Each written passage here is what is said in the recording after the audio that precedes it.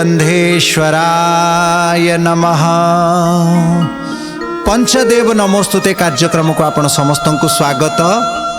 भगवान बराहंक अवतार विषय आपण श्रवण करुचंती। आजिर आलोच्य प्रसंग बराहंक द्वारा पृथ्वीर उद्धार एवं हिरण्याक्ष वध। गत अध्याय आपण श्रवण करिथिले भगवान यज्ञ बराह मूर्ति धारण करिसंती। रसातलर महासमुद्र रे प्रवेश करिसंती। ए समुद्र भितरे पृथ्वी देवी को से खोजी बाहर करिसंती। चतुर्दिगरे अवर्जना रहिथिला। अच्छा, ये प्रसंग रे आमे गोटे संकेत पाउचु। कौन संकेत? हिरण्याक्ष दैत्य पृथ्वी को नहीं गले रसातल को, किंतु चतुर्दिगरे अवर्जना अपरिष्कार वस्तुरे पृथ्वी को आबद्ध करि देइचंती। पृथ्वी सेठी अणनिश्वास होउचंती। पृथ्वी बाहरी की जाई पारु नाहंती। भगवान से ही अपरिष्कार वस्तु को दूर करिबा पई बराह रूप धारण करिचंती। कारण बराहर से शक्ति अछि, जेते जहा रही थाउ सबको निज दंताघात रे खोदित करिकी से कौनसी वस्तु को खोजिकी बाहर करि पारिबो। एमिति कि जदि माटी तळे किछि तार खाद्य वस्तु लुचि रही थिबो, बराह निजर दांतरे निजर थुंटरे ताकू खोली खोली खोली खोली गभीर माटी तळु मध्य से तार वस्तु को बाहर करि पारिबो एवं तार घर मध्य से खोली खोली की माटी तळे ही तैयारी करि थाए। आज पृथ्वी एमिति गोटे स्थान रे अछंती। अन्य कौनसी अवतार प्रभु धारण करिथिले निजर अलौकिक शक्ति द्वारा ताकू से प्रकट करिथान्ते, पृथ्वी को बाहर करिथान्ते। किंतु बराह रूपटा उपयुक्त अछि जे गभीरता भितरु से आनिबे, अवर्जना भितरु पृथ्वी को नहीं के आसीबे। एथिरे गोटे संकेत मिलुची। अवर्जना भितरे हिरण्याक्ष रखिछि। तार अर्थ कौन? संप्रति जुगरे आधुनिकता नाम रे आमे समग्र पृथ्वी को गोटे अवर्जनार गंताघर रूप में परिणत कर देइछु। आपण देखिबे कौनसी गोटे सहर ताहा आउटस्कर्ट रे बाहरे गोटे गोटे अवर्जना पकेइबा जागा ही थाए। सेठी विशाल पर्वत आपण देखिबे प्लास्टिक रो, जरी रो, एते इलेक्ट्रॉनिक जिनस रो, जाबतीय गाड़ी भंगा गाड़ी सबू तांको पार्ट्स रो, आ विशेष करिकी प्लास्टिक एवं जो जरी यार विनाश संभव नुहे। सहजरे ताहा नष्ट हुअंती नहीं। समुद्र भितरे भी समान परिस्थिति। प्रति वर्ष केते लक्ष टन अवर्जना पृथ्वी उपरे बढ़ी जाउची। गछ सबू कटा ही चलुचंती। अपर पक्षे प्लास्टिक निर्माण करी चलची मनीष। प्लास्टिक रो अवर्जना रे पृथ्वी पोती जाउची दिनकु दिन दिनकु दिन। एई प्लास्टिक सहस्राधिक वर्ष पर्यंत नष्ट हुए नाही। एपरि स्थल रे हिरण्याक्ष जहा करिथिला आमे समस्ते ताहा ही करूनु तो कौन एबे भी बराह अवतारंकर आवश्यकता ही पड़ी कि से समय रे गोटे दैत्य द्वारा ये परिस्थिति आसीथिला। एबे आमे समस्ते ही गोटे गोटे दैत्य रूप रे प्रतिदिन प्लास्टिक पकई पकई पकई पकई पृथ्वी को अवर्जना रे आमे ढांकी दउचु। तेणु आमर विनम्र अनुरोध, आमे पृथ्वी को भल पाइबा। आमे निज स्वार्थ को छाड़ी समग्र पृथ्वीर मंगल कोथिरे हब। गछ लगेबा द्वारा हब, प्लास्टिक छाड़िबा द्वारा हब। कम से कम आमे एमिति जो रिसाइकल हेई पारु नथिबा वस्तु कम से कम व्यवहार करिबा। जो वस्तु खूब शीघ्र नष्ट हो जाई पारे, प्राकृतिक वस्तु पर्यावरणर अनुकूल वस्तु को आमे व्यवहार करिबा। कम से कम समय भितरे जहाँ को रिसाइकल करी हबो एमिति वस्तु को व्यवहार करिबा द्वारा आमे भगवान को प्रदत्त ई सुंदर उपहार, ये जीवन रूपी सुंदर नाटक, तार रंगमंच ये पृथ्वी, ये जीवन नाटक चलिबो कोठी? पृथ्वी थिले सिना चलिबो। ये पृथ्वीर सुंदर परिवेश को आउ आमे बिगाड़िबा नाही। याकू सुंदर भावरे आगो को आउरी आमर जीवनर अनुकूल करि पारिबा, समस्त प्रकृतिर अनुकूल करि पारिबा। समस्त जीव जगत एठी खुशी रे रही पारिबे सेमिति आमे तांकु भी बंचिबार सुजोग दबा, आमे भी बंचिबा तांकु भी बंचिबार सुजोग दबा। ता पई आमे जेते पारिबा गछ लगेइबा, नदी मानक भितरे निजर अवर्जना पकेइबा नाही। निजर जो वस्तु आमे बारंबार व्यवहार करि पारिबा। देखंतु किछि समय पूर्वरु आमे समस्ते कपड़ा झोला नहीं जाउथिलु, किंतु एबे कौन देखा जाउची? केही कपड़ा झोला बैग व्यवहार करूनांती। समस्ते जिबे दुकानी पाखकू, ता पाखरे जरी, जेतेटा दुकान जिबा सेतेटा जरी संग्रह करी आनिबा। गोटिए झोला वर्ष वर्ष पर्यंत आमर यातायात रे सहयोग करूथिला। गोटिए झोला पूरा मनीष जीवन रे दीटा तीनटा झोला केवल व्यवहार करिकी से जेते मार्केटिंग करिबा कथा सब करि पारुथिला। किंतु फैशन परिवर्तन हैला, लोक मानकू लाज लागिला आमे कोन झोला धरि की जिबा। तेणु लोक कौन कले, प्लास्टिक बैग सब नेबाकू लागिले। व्यवसायीकरण सिना बढ़ीगला, प्लास्टिक बैग रो कंपनी सब बढ़िले। जे दुकानी मध्य निज निजर ना लेखिकी तांको स्वार्थ साधन हैला। सरकार टैक्स पाइले सरकारंकर मध्य स्वार्थ साधन हैला। मनीष को मध्य झोला नहीं कि जिबार आउ किछि स्मरण रखिबाकू पड़िला नाही। जो परिबा दुकान को गला गोटे बैग सेठी पाई गला। समस्तंकर स्वार्थ सिना साधन हैला, किंतु परमार्थ हानि हैला, परिवेश हानि हैला। शेषकू सेई प्लास्टिक पुणी माटी रे मिसिकी आम भोजन माध्यम रे आम शरीर भितरे आसिला एवं आमको सांघातिक रोग प्रदान करिला। पानी रे क्षरित हेकी पानी भितरे प्लास्टिक पार्टिकल सब रही गले एवं शेषकू पानी भितरे जाइके आम लिवर डैमेज कला, किडनी डैमेज कला। आमे प्रकृति को नाश कले, प्रकृति आमको नाश करी दिए। भगवान वराहदेव शुकर रूप धारण करिकी जो अवर्जना को दूर करिसंती, आमको से आज्ञा करुचंती जे आमे भी आम जीवन रे आम परिपार्श्व रे ए प्रकृतिर पृथ्वीर अवर्जना को आमे दूरेइबा। एहा ही वराह अवतार मूलभूत संदेश। पृथ्वी को आमे रक्षा करिबा, पृथ्वी को आमे सुरक्षित करिबा, पृथ्वी को भल पाइबा, पर्यावरण को भल पाइबा, गछ पत्र को भल पाइबा, जीवन को भल पाइबा, चराचर जीवित पशु मानक को भल पाइबा, पक्षी मानक को कीट पतंग को मध्य बंचिबार अधिकार अच्छी। सत्य को आमे स्वीकार करिबा, जानिबा। अस्तु एपटे वराह भगवान पृथ्वी द्वारा स्तुत्य होइचंती। पृथ्वी देवी आनंदित हो जाइचंती। वराह भगवान निजर विशाल दंतर, वराह भगवान एबे पृथ्वी को उद्धार करने को इच्छा करिसंती। नहीं पड़िले एवं निजर बाम दांतरे पृथ्वी देवी को टेकी नहीं। भगवती पृथ्वी देवी प्रभुंकर से बाम दंत को धरिकी विराजमान हेले। वराह भगवान ऊपर को उठिचंती। यही समय रे बास्कली आदि जो दैत्य माने थिले से बाधा सृष्टि करिसंती। भगवान निजर कांधरे गदा धारण करिसंती। तेणु गदारे से ही दैत्य मानंकु समस्तंकु प्रभु बध कले।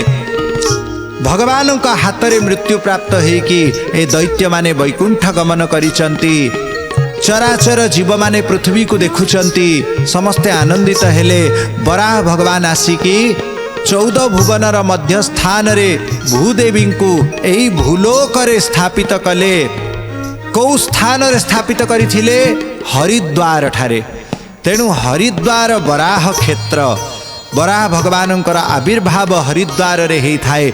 लक्ष्मी वराहंकर मूल मूर्ति हरिद्वार रे विराजमान अछंती। तेणु भगवान वराह हरिद्वार रे पृथ्वी देवी को स्थापित कले। एही समय रे नारद ऋषि मनर अवतार प्रभुंकर से जाइचंती हिरण्याक्ष पाखकू। नारद हिरण्याक्ष को खोजिले। हिरण्याक्ष को कहिले, अरे हिरण्याक्ष तू सारा जगत को जीति जाइछु तो? कहले हाँ। एथिरे कौन किसी संदेह रही? बोले नहीं, मु पचारुथिली नारायण को तू खोजिलु कि नहीं, नारायण को जीतिलु कि नहीं? कहले ना ना। बोले ताहेले तू जगत को जीति ना हूँ, कारण जगतर नाथ जगतर स्वामी से नारायण अछंती। बोले से नारायण तो लुचिकी बसिचंती, मु तांको केमिति खोजिबी? नारद ऋषि कहले अरे से लुचि थिले सिना एबे पृथ्वी जो तू रसातल रे रखी आसीथिलु जा टिके पृथ्वी कोठी अछि जाई देखिबु सेई अवर्जना भितरे पृथ्वी रहिछि ना नाही।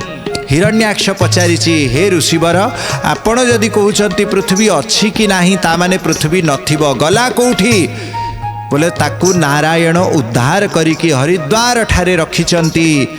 हिरण्याक्ष अति क्रोधित हो गला आसिकी रसातल रे देखिछि वास्तव रे पृथ्वी सेठी नाहांती कोठी गले हरिद्वार रे आसीछि भगवान नारायण को खोजी खोजी।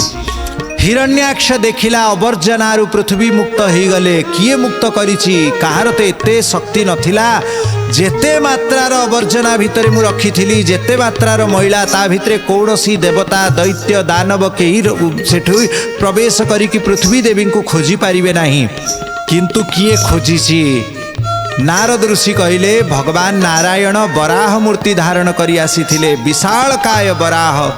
हिरण्याक्ष जाई हरिद्वार रे पहुँची भगवान तो छोटिया रूप धारण करिकी भूदेवी श्रीदेवी मध्य रे बसिचंती युद्ध पाई आह्वान करिछि भगवान युद्ध पाई आसिले सेई रसातल को प्रभु पुणी आसीचंती। हिरण्याक्ष विशाल मूर्ति धारण कला प्रभु मध्य निजर विस्तीर्ण रूप आकृत निजर आकृति प्रकाशित करिचंती एते विशाल रूप को देखिकी हिरण्याक्ष आश्चर्य हैला। उभयंक मध्य रे युद्ध आरंभ हैला केतेबेले गदा युद्ध केतेबेले अस्त्र शस्त्र प्रयोग होउची। हिरण्याक्ष एका वराह देवंक सांगरे युद्ध करुची वराह देव केतेबेले हिरण्याक्षर गदा हाथरू खसई देले एबे मल्ल युद्ध दुई जनक मध्य रे आरंभ हैला एपटे वराह देव सेपटे हिरण्याक्ष केही काहाकू पराजय स्वीकार करू नाहंती। ब्रह्मा एठी डरी गले प्रभु ये भयंकर युद्ध केते समय चलिबो रसातल विदीर्ण हो गलानी धीरे धीरे पाताल लोक सुतल लोक भी विध्वंस हो जीव। प्रभु आपण आउ विलंब करंतु नाही आउ खेलंतु नाही एही दुष्टर गर्भ को गंजन करंतु। ब्रह्मांकर स्तुति सुनिकी भगवान अत्यंत क्रोधित हो जाइछंती कहिले अरे दुष्ट हिरण्याक्ष आउ तते खेलिकी लाभ नाही एबे तते वध करने को पड़िबो। भगवान निज हाथ रे सुदर्शन चक्र प्रकट कले किंतु हिरण्याक्ष सेठी अंतर्धान हो गला। भगवान चतुर्दिगरे मुंड बुलेई देखिले कोठी भी तार देखा पाइले नाही। अपर पक्षे बहु प्रकार अस्त्र शस्त्रर वर्षा आरंभ हैला केतेबेले रक्तर वर्षा हैला केतेबेले अस्थिर केतेबेले पूजर जो अवर्जना रे पृथ्वी को ढाकी देइथिले सेमिति अवर्जना चतुर्दिगरु पड़िबाकु लागिला।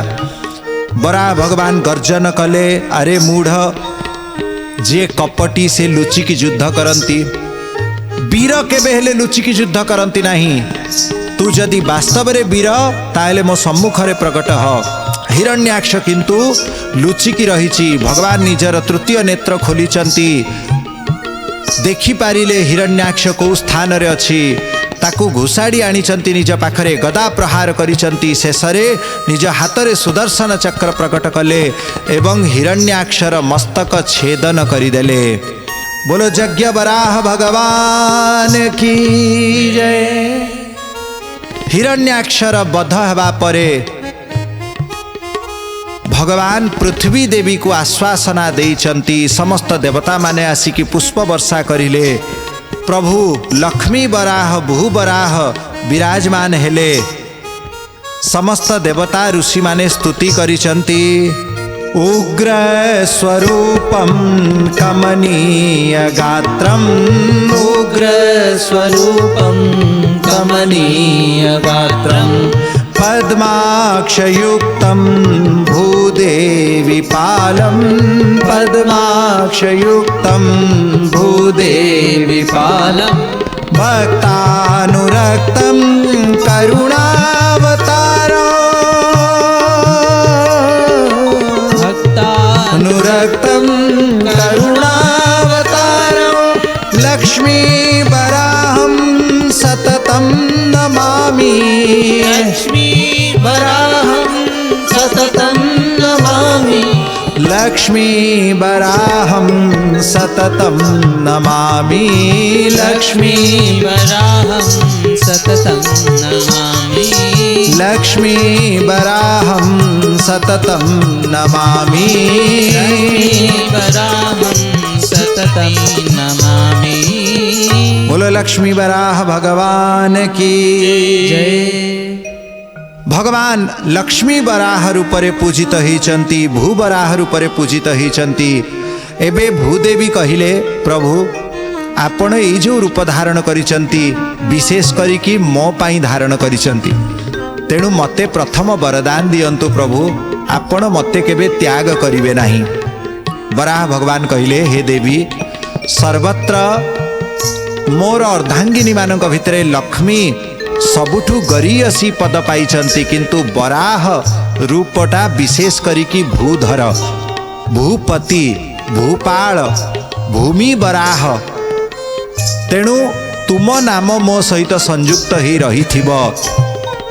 द्वितीय संसार रे जहाँ को भूमि दरकार, जो माने भूपाल हेबाकु चाहुचंती, राजा हेबाकु चाहुचंती, जहाँकर प्रतिष्ठा दरकार, से वराह मूर्ति को मोर एही रूप को पूजन करिवे एवं निजर मनस्कामना पूर्ति करि पारिवे।